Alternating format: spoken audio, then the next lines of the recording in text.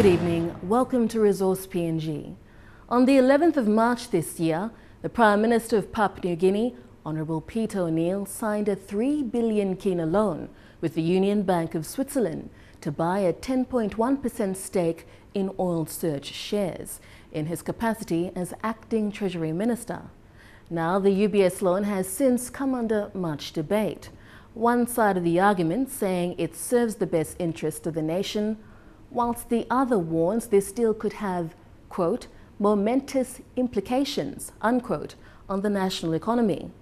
To shed light on this issue, we feature an exclusive interview with the Prime Minister Peter ONeill in this first segment. What impact will the UBS loan have on the Kumul Holdings and the Fiscal Responsibility Act? Absolutely none whatsoever, because as I said, the Kumul structure that we are proposing is going to all the other assets of the state. All these other assets are not been mortgaged, just like the Arab loan that we did. When we did the Arab loan, by acquiring that 1.6 billion, everything was mortgaged. Now all this is released. So the UBS loan has got no effect on the Kumul structure, and in the May session, the Attorney General of our country will bring the Kumul Act into Parliament, and I'm confident that Parliament will pass it so that we can safeguard the future, for the future generation of our country, the investments that we have in many of these companies. The government's think tank, the National Research Institute, say the 3 billion kina loan to buy Oil Search shares will adversely affect millions of people, and I quote, across many generations. Do you agree with this comment? I think it's a statement coming from our academics who should be researching the facts before they come out and make public pronouncements like that. It is sad to see commentators like our academics who have no experience in the financial management area or the economy to make just general comments about the economy and about facts that they have got no experience, no expertise. And I think I question their motives why they are making statements. They should research the facts before they come out and make these kind of statements. Now, people in the economic responsibility and portfolios and experiences, like recently the ANZ Bank economists who are based in Singapore and Hong Kong, who assess the economies around the world and especially in Pacific and Papua New Guinea. Now, they are confident that many of our transactions, especially our debt levels, are within manageable range, well below 35% of GDP. Now, you look at economies, I'll give you a good example. You look at economies like Japan. Japan's debt level is well above the GDP level, 20% above GDP. When you look at United States, almost like 110% above GDP. When you look at economies in Europe, around 150% well above GDP. When you look at China, I think it's about 60 to 70% above GDP. Now, all economies around the world have got debt levels. Papua New Guinea is one of the lowest, below 35%. We are maintaining debt. In order to encourage growth, you need to borrow money to do that also. So I don't know where people are getting the idea that we can develop our country, we can develop our economy without taking on some debt. So I think the arguments, with due respect to our academics, it's sensational, it is seeking publicity, and arguments that they are portraying on issues they don't understand. And I urge them to go and do some research on the facts and figures that have been presented. This particular investment is going to bring us big revenues into the country into the future, into 30, 40, 50 years. So why shouldn't Papua New Guineans all shares in companies that will continue to bring in some revenue? So I think the argument is flawed, and that it is not correct. And I think that when you also look at many of the sovereign wealth funds around the country, around the world, when you look at Temasek in Singapore, one of the most successful sovereign wealth funds in the world, they borrow money to invest on behalf of their government as well. When you look at the other successful one in Norway, one of the richest sovereign wealth funds in the world. They borrow money to invest on behalf of their people and their government. So it is not something new. Very successful sovereign wealth funds around the world invest on behalf of the people. So it is the debt levels that we have to maintain within our laws. And I think our government has done well, and I think our government will continue to do well into the future. Now, the other accusation made by the National Research Institute is that financial benefits from the LNG project have been spent even before the country has been able to see and experience these returns. And this is a repeat of what happened in the 1990s, labeled the lost decade. Is it possible the good times are over? We recently saw profits and company taxes from the Ok Tedi mine come crashing down after years in which Ok Tedi was PNG's single biggest taxpayer. Are we heading for hard times? I think another argument that's it's flawed in the sense that our academics again lack the research. They are making these statements without any research to back what they are saying. Let me talk about the LNG receipts first. There is no suggestion whatsoever that LNG receipts have been spent before they have been received. There is no suggestion whatsoever. This particular loan, as I said, is going to be serviced through and security of that loan is done through the UBS loan, and the oil says securing that loan. So LNG sales or LNG receipts are not used whatsoever in making sure that we service that loan in the medium term. It will be refinanced within 12 years. The sooner we refinance it, the better it is for the country. And the second issue about lost decade in the 1990s, I cannot speak for people who managed the country during that period. But in the 1990s, you must also understand that we had the Asian financial crisis that came up. We had the Bougainville crisis that came up, which consumed a lot of resources because we had to finance the activities of our security forces who were based in Bougainville. So there were many issues that consumed a lot of revenue from our government in the 1990s that created an issue with our economic decline in those years. But referring to Ok Tedi, one has to remember that it shut down for a few months because of the heavy rainfall, and it filled up the mine pit. So mining activity could not take place. We could not export any copper ore and gold from that mine at all. For a few months, and we had to also pump out the water. As a result, of course, the revenues declined and the profits declined.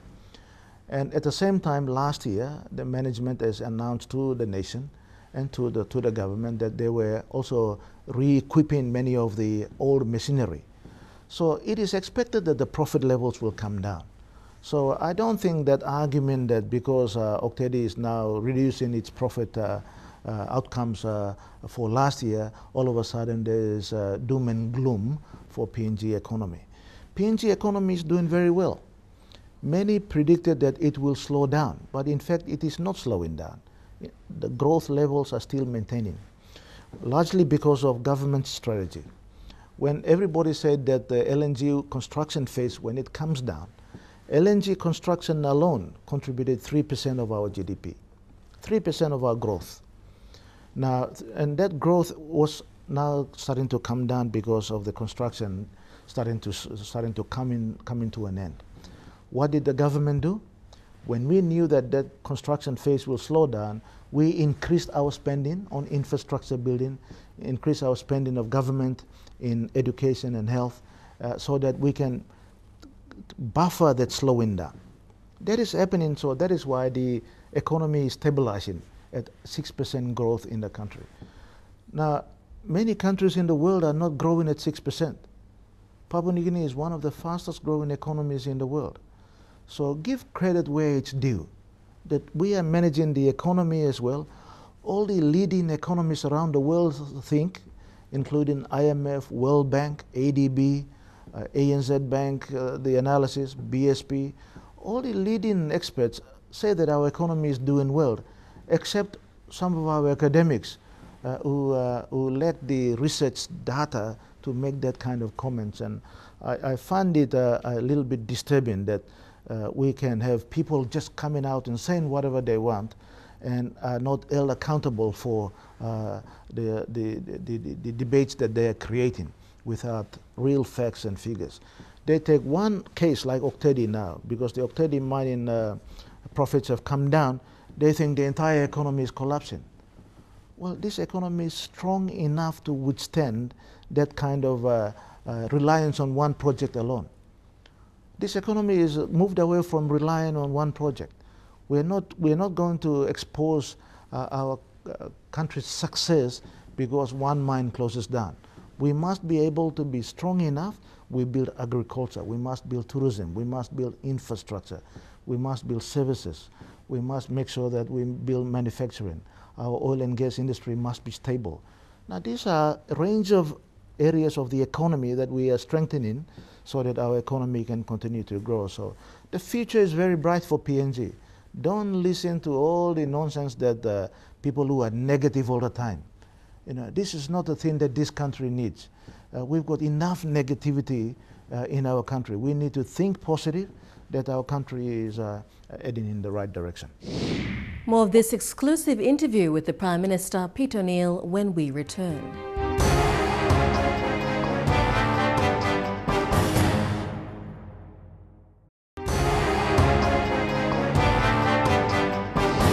Welcome back. We continue our exclusive interview with Prime Minister Peter ONeill. Legal proceedings continue with the ongoing Oktedi court battle. Now in Singaporean courts, we discuss with the Prime Minister the current status of the PNG Sustainable Development Programme, PNG SDP. As we understand, there are talks breaking down between the government and the PNG SDP. The matter is now back into courts. Some commentators say the government is willing to compromise on the guarantees made to PNG SDP. Can you explain? Government has been willing to sit down with the directors of PNG Sustainable Development Program. Now, this program was established by government and BHP when BHP transferred the mine ownership to Papua New Guinea.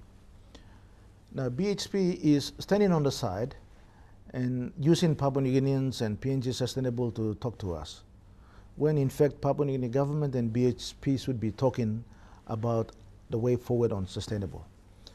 So you can see that the discussions that we are trying to have with sustainable, we appointed an eminent persons group headed by Sir Rabi Namalia. The government's position is very simple, that Papua New Guineans, especially the people of Western Province, want to manage that fund that is been created for the benefit of the people of Western Province. The governor for Western Province, the 3 members of Western Province, 99% of the landowners agree with the government's position. That is that we have a new board of directors of PNG Sustainable. And that is why the current directors are fighting us, because they don't want that change. All we are saying is the people of Western Province want to manage their own affairs. When you go down to Daru, the hospital there is shameful. When you go down to Daru, the high school there is shameful. The roads are shameful. People are still even using buckets in the sewage system of the township. When you go to Kiunga, the same thing. When you go to many parts of Western Province, the same thing. Now, do we allow people who don't care about Western Province, who don't care about the well-being and health of our people, to just sit there and manage all these funds while our people are suffering? Come on, we have to be reasonable. We have to be sensible. We have to use our common sense. We have to do something for these people. We have to improve the hospital. We have to improve the health systems in Western Province. We have to, in Daru, we have to improve that high school. We have to improve the road infrastructure, water and sewage and sanitation of that. That is what we are trying to do, and that is what the leaders of Western Province are trying to do. So now that they've taken us to court, we have taken the matter to court. They've taken the matter to court. We are now defending that matter in the Singapore courts, not here. And we have got a very strong case. We have got a very strong case, and we will resolve it. But it is just frustrating. They're just frustrating us, frustrating the government, frustrating the people of Western Province. But we are patient enough. We'll get through this.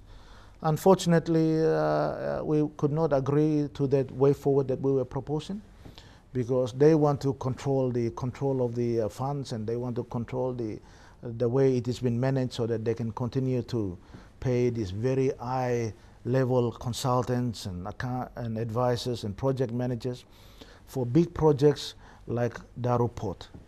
They spend hundreds of millions of kina in Daru Port and not build a port. Purari project, hydro scheme, they spend hundreds of millions of kina. Now, why spend hundreds of millions of kina when we cannot even build a hospital, for goodness sake? When we cannot build an high school, when we cannot build our roads? So that is where the differences are, and I think we will get on top of it, and we will look forward to going to court and challenge and defending the challenge that they have taken on. Thank you. Now, in the last week, you announced a new member, Arthur Samari, to the board. Is that correct? Yes, Arthur Samari will represent the Treasurer of Papua New Guinea. When I was Treasurer over the last 2 or 3 days, I've appointed Arthur Samari, because Arthur Samari is capably, whether people like him or not, one thing you must give credit to Arthur Samari is he delivered the LNG project. Now everybody's talking about the benefits the LNG project is bringing to Papua New Guinea. You must give credit to people who have delivered that project. We are going to benefit enormously. So he has got the experience, and he's got the stamina, and he's got the enthusiasm that is needed. So he's going to represent our government on the board of Sustainable, because the people who represented us there before willingly compromised the government's position. They went and consented without our approval that they will sue their own government that they were representing. No director representing government has got a right to agree to sue their own government and their own people on this matter. So we had to bring some sense in there. We removed all the directors that are representing us there. We are now putting Arthur Samari there to go in there and defend our position and defend the position of the people of Western Province. And I think is going to do a capable job. PNG Leaders Summit, that's coming up next.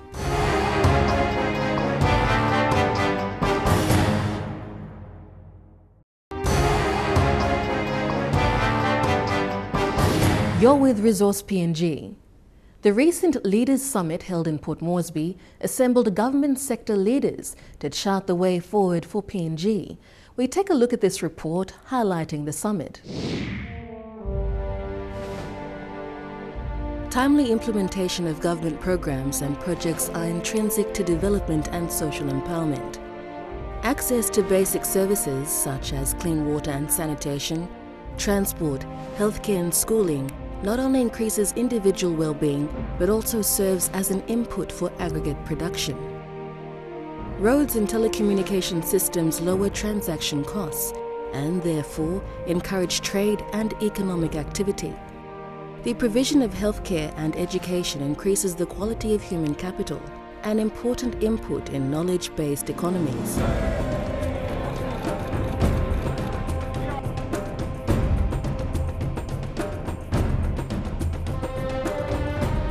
But the delivery of all these heavily depends on leadership, the commitments they make and the strategic directions they pursue to realize these commitments. For these reasons, the recent Leaders Summit held in Port Moresby rallied all leaders from the government sector to chart a way forward for PNG in terms of implementing important priority areas that must be delivered in year 2014 and beyond. The Honourable Peter ONeill, Prime Minister of PNG, during his closing address at the 2014 Leaders Summit, reaffirmed his government's commitment to implementation. This commitment is reflected in the 2014 Summit theme, which calls for the acceleration of implementation.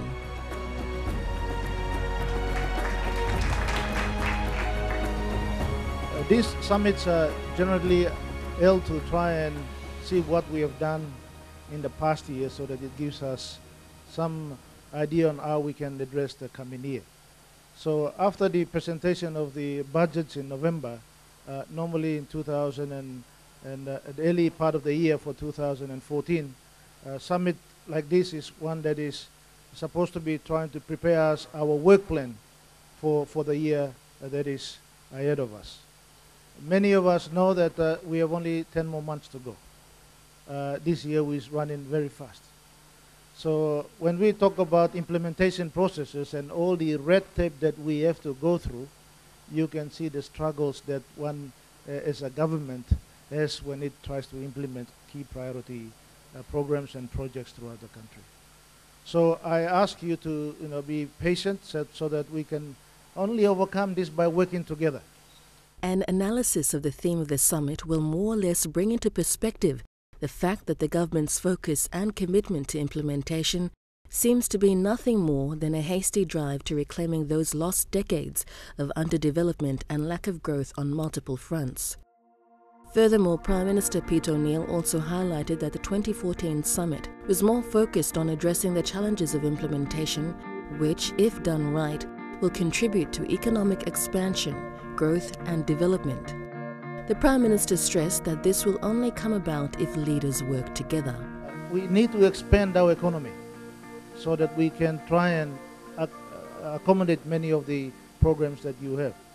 So leaders, I think we are making a good start, and I want to thank you for your understanding and your continued commitment in trying to making sure that we face and meet the challenges that are ahead of us. This summit is, of course, trying to coin it around what we call acceleration of the implementation of many of the government programs that we have. Last year was the year of the implementation, but given our 40 years of record of non-implementation, I know that it was a bit too much to ask for. But you know that you have to set big targets so that you can make an attempt to get there. So we have made a good attempt and we have made good progress. To demonstrate how serious the ONeill-Dion government is to implementation, the leaders have been urged to accelerate the implementation of government's key priority impact projects and programs in year 2014 and beyond. Key infrastructural projects such as roads, bridges, airports, among others, are key areas that the government is committed to concert resources on this year. In the infrastructure sector, the government is focused on rehabilitating all our national roads, seaports and airports. So far, important works are currently underway in many of our national highways, including the Highlands Highway, the Buluminski Highway, the Kokopau to Buin Road, the Heritona Highways, the NCD roads, and of course the Lay City roads. And there is also work being done now on the Port Moresby Wharf and the Lay Wharf. There is also significant work now being carried out throughout the country on our airports. The latest inclusive to that list is the work to restore the Aropa Airport in Bougainville. In the social sector, the leaders were committed to more improvement. And in education, despite the challenges, the sector has achieved good results in enrollment, where a significant increase in students' gross enrollment rate of up to 78% has been recorded, attributed to the free education policy. Stimulated by the government's commitment to accelerated implementation, the Education Department is all geared up for a complete overhaul of the education system, as per the various undertaking by the leaders. These commitments were spelt out by Prime Minister Peter ONeill when reading out the commitments made by the leaders in the 2014 Leaders Summit communique. We, the leaders, also acknowledge the challenges in the education sector and the challenges we face in educating our people, and hereby recommit ourselves to deliver this important service through the tuition-free education policy. Notwithstanding such challenges, we acknowledge the progress made so far, including the increase to 78% of gross enrollment rate in 2013. We therefore recommend to the Department of Education to make sure that they implement the following policies in 2014. Continue to strengthen and implement the free education policy, complete the process of exiting the OBE and introduction of a new curriculum for our kids, our children. And 3, introduce a new structure to cater for 2 years of elementary education, 6 years of primary education, which is grade 1 to grade 6, and 6 years of secondary education from grade 7 to grade 12. And 4, maintaining and building the complementary infrastructures for education by building more infrastructure for our schools and tertiary institutions throughout the country. And PSIP and DSIP to support, we appeal to the governors to support the infrastructure development at primary and secondary and of course skills training levels. And of course DSIP and LLSIP to support the infrastructure development at the elementary level. This report continues after the break.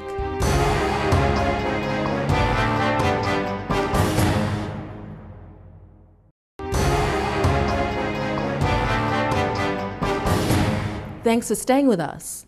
In the previous segment, we've seen how implementation has been a major challenge for the PNG government over the years. The 2014 Leaders Summit saw the PNG government reaffirm its commitment to implementation that was reflected in the 2014 summit theme, Acceleration of Implementation. In this next segment, we see how implementation is being addressed in various sectors. In the health sector, the leaders acknowledge the progress made so far, especially in combating diseases like malaria and HIV through various health policy interventions. But the leaders acknowledge the prevailing challenges and were committed to further improvements. We, the leaders, also acknowledge the good progress made in the health sector as we strive to ensure a very healthy population, particularly in terms of reducing malaria and HIV prevalence. In the law and justice sector, the leaders were drawn to the deteriorating conditions of most sector facilities, thus decommitting to invest in infrastructure and developments. More so is increasing the size of the police force and getting pending bills passed by Parliament to ensure PNG is a safe and a secure nation. For the Department of Justice and Attorney General, Prime Minister, we selected 3 thematic areas, and they are to strengthen state legal services, number 1. Number 2 was to strengthen justice administration. That's in the area of village courts, land administration, the 2 land tribunals, National Land Commission, Land House Commission, probation, parole, juvenile justice, and the public curators.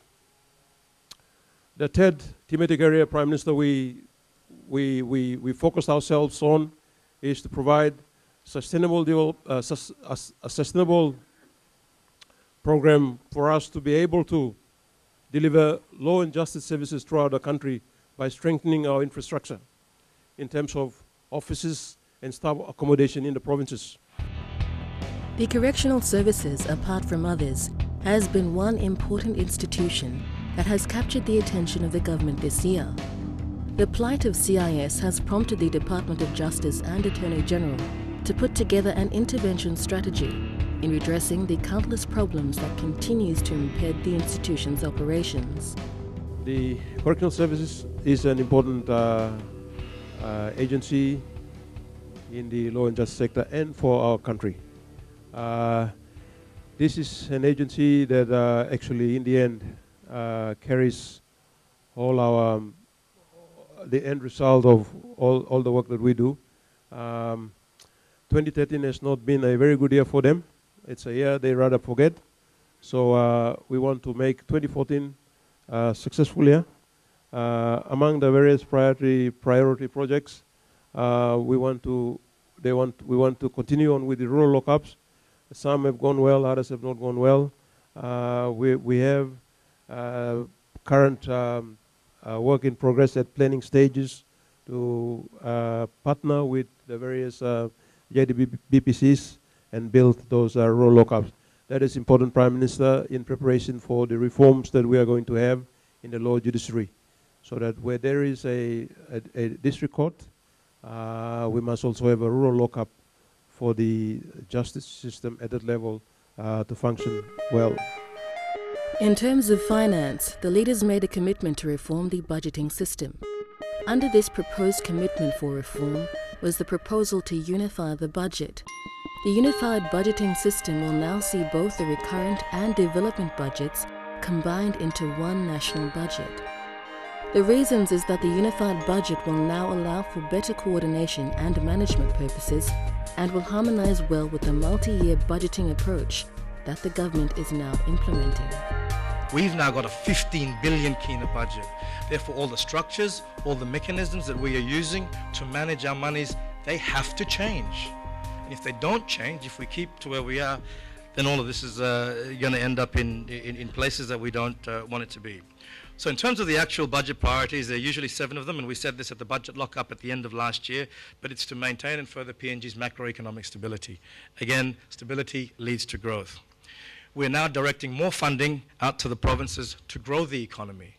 It isn't only about the bottom approach to management of your money, but again, we're putting more cash out into the districts so we can get economic growth, economic activity, so that it's more broad-based. We're integrating the recurrent and development budget and the introduction of multi-year budgeting. So no longer do you have the development budget on one side and the recurrent budget on the other side. They'll be together. And then not only will we be looking at a 12-month budget cycle, but we'll be looking at a 5-year budget cycle. So again, the onus is on all you esteemed people in here as departmental heads and as managers to give me forecasts for not only the current 12-month cycle, but also for the outer years. Onus on us is to make sure that those funds are available for you to implement your programs. But with the new approach to how the budget is framed, the challenge is getting appropriate enabling mechanisms to facilitate for effective implementation, monitoring, and reporting on government spending. Part of the problem that we have in Vulupindi House is once it leaves Vulupindi House, we can't see where it goes. So this lack of monitoring and lack of evaluation, lack of completion audits, and not desktop audits, but actual someone with a digital camera walking around and making sure that 300 kina per kilometer or 30 kina per meter is actually what's spent and not what's gotten.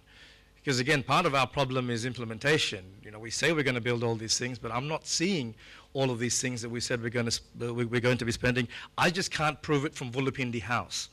So I think one of the budget reforms that Secretary Nangan and Secretary Kubak and I are looking at very much is how do we better manage that flow of funds so that from us releasing the warrant to the checks being done to getting into your accounts, into your contractors, into your service providers, where is it? How is it? And did you spend efficiently as we all would have liked to, would have asked you to do?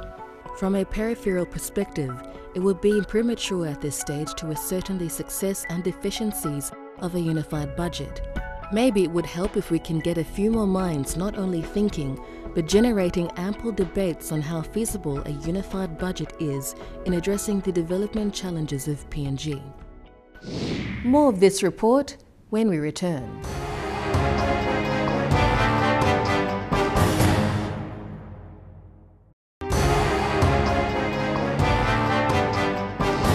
Welcome back to the show. If you've just joined us, you're watching Resource PNG. So far on the show, we've featured an exclusive interview with Prime Minister Peter ONeill, discussing current issues of national importance, such as the USB loan, among others. We've also featured a report highlighting the 2014 Leaders Summit held recently in Port Moresby. We continue this segment with that report. Now, with regard to the government's commitment to key economic sectors, as exhibited in its commitment, the government is keen on investing in agriculture, forestry, fisheries, and so forth. Agriculture is the sector that has the potential to create sustainable wealth for the nation. It can decrease inequity by spreading income and alleviating poverty among our people. It is the sector with the potential to drive the SMEs under our government's policy. Agriculture is also about food and the capacity of a nation to firstly feed their own people and secondly export to raise needed income. It is in this regard, it is the responsibility of government today and any government in the future to ensure that our people have food to eat. Food security is an important priority of this government today. And the government of ONeill Dion is committed to delivering a guaranteed food security policy to the people of Papua New Guinea. The ONeill Dion government places great importance in the agricultural sector in 2014. This is echoed in the allocation of money to the sector in 2014. A lot of activities have been programmed for implementation in 2014. Furthermore, apart from other key economic sectors, agriculture continues to be the backbone for the majority of Papua New Guineans, providing food, cash income, and other benefits, to name a few. Papua New Guinea has a total population of 7.3 million people. From this, 6.3 million people depend on agriculture for their livelihood. That is 87% of the population. Agriculture is the basic human activity that provides, one, income for many of our people. Two, it provides employment for many of our people. And three, it provides agribusiness for many of our small, medium entrepreneurs. And four, let's not all forget, it provides for us all food. Papua New Guinea is a very high unskilled and unemployed population whose potential can only be harnessed in the agriculture sector. A responsible Treasury Department must not only concern itself by measuring development in terms of gross domestic product, but must now start talking to us about the spread of gross national income in the country. GDP is only a part of gross national income. The timely move by government to adequately promote and invest in other key economic sectors, apart from mining and petroleum, is a plausible and a timely move, especially at this time when the national government budget is framed with much anticipation of further growth in the mineral and energy sectors, which currently in aggregate contributes to over a third in national income. Building a robust economy that will facilitate development and growth rests on sound decisions of visionary leaders. As such, the decision by government to rejuvenate key economic sectors such as agriculture, fisheries and forestry is paramount if PNG is to insulate its economy against potential external threats. An obvious external threat to an economy would be one that emanates from the market. A good example of this is the shortfall in the 2013 budget due to the prevailing marketing conditions. The equation for 2013 was we were going to receive 10.5 billion kina, and we were going to, spend 10.5 billion kina, we were going to receive 9.5 billion kina. We were 1 billion kina short of what we said we were going to raise. Now 700 of that billion, over 1 billion kina, was in grant, so let's discount that. The reality is we were 450 million kina short of what we said we were going to achieve. And that's because of the prevailing market conditions. Market conditions, commodity prices slid. So that's the reality of where we are. Our good friends at Commissioner Customs and Commissioner IRC did a lot of work, but essentially we were short. And that's why sometimes you don't get what you want. Treasury is not holding your money back. The prevailing market conditions didn't allow us to collect as much money as we would all have liked to collect, and that's why everybody got a cut. In terms of expenditure, what we said we were going to spend was 13 billion kina, and we ended up only spending 11. So in terms of PSIP, DSIP, and LLGSIP, as the Chief Secretary said, they were 100% warrant released out of Vulapindi House. With all the commitments made by leaders in the 2014 Leaders Summit, one issue per se that seems to stand out is that of the national population. The focus of the government with regard to expediting the national population policy was on two fronts, and that is, one is to stabilize the population, and two is to maintain the population growth rate.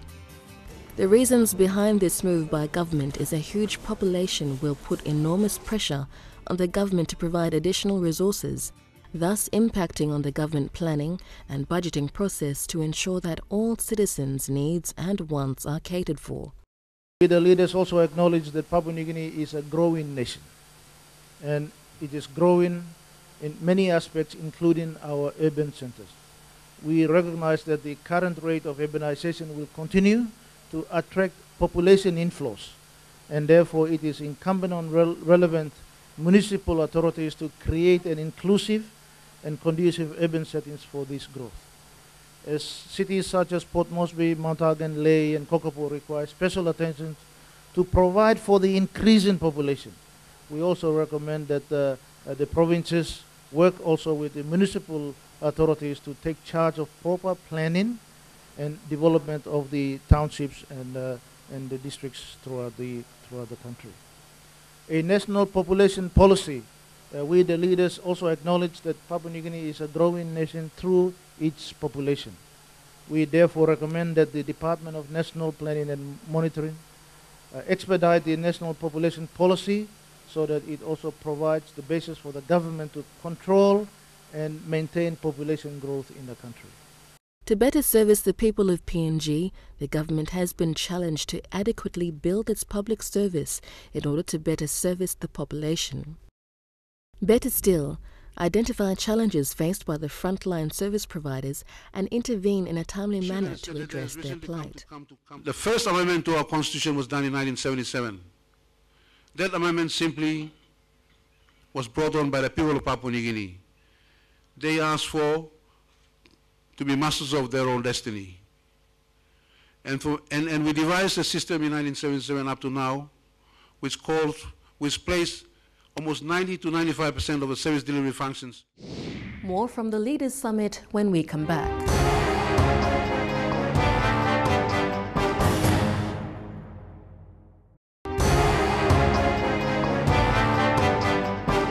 You're watching Resource PNG.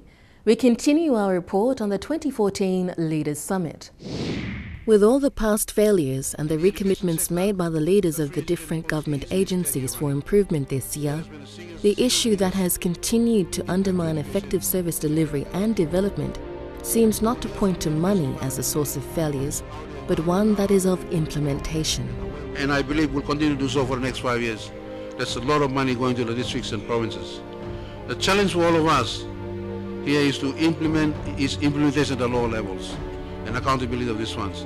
Let me say this, in the last few weeks while doing the consultations with Finance and Treasury, I'm unable to, I'm not satisfied there is a system to account or monitor the expenditure of these funds, these huge funds. We have a lot of work to do. We have a lot of work to do.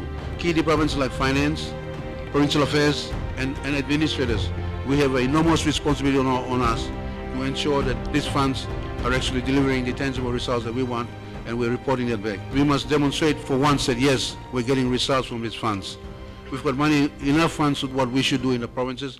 It's a matter of making the money talk. We have an enormous responsibility to make that money, to ensure that money is spent properly. It is obvious that the lack of service delivery has been sustained and propagated by the lack of implementation mechanisms and a weak public sector capacity to implement expenditure plans.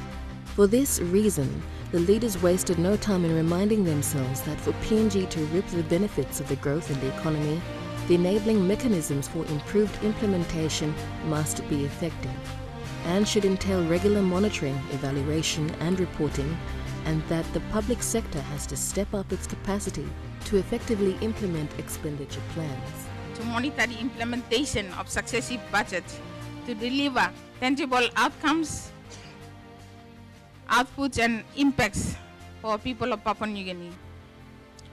So therefore I was asked, what is the performance for 2013 PIP Public Investment Program?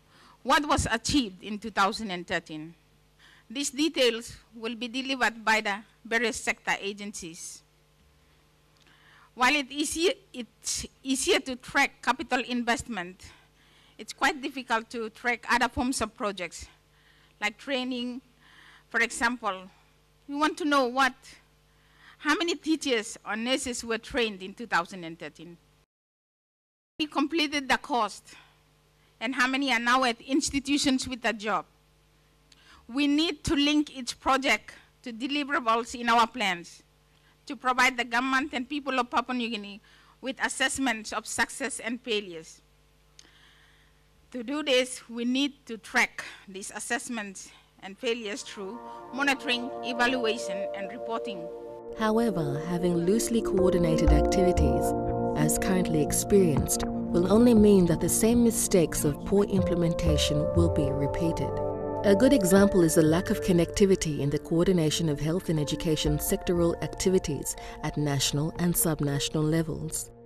And to show how keen the government is in addressing these problems, the government has already embarked on instituting a higher authority whose responsibility is to provide that overall oversight. There appears to be a very little connectivity with national education and national health to the provinces.